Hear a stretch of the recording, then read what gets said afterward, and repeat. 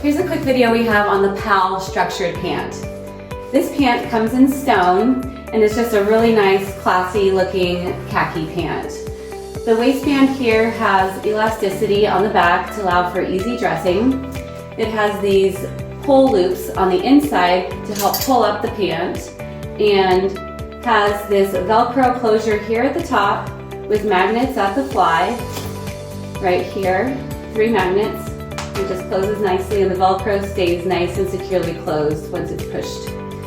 It has 2 slit pockets that are functional here on the front, and on the back it has these faux pockets that are not functional but look really nice and give it a polished look. This pant is supposed to just hit about mid-rise and is straight through the leg. We like to pair this pant with the men's chambray top, button-up top, or with the Pete polo.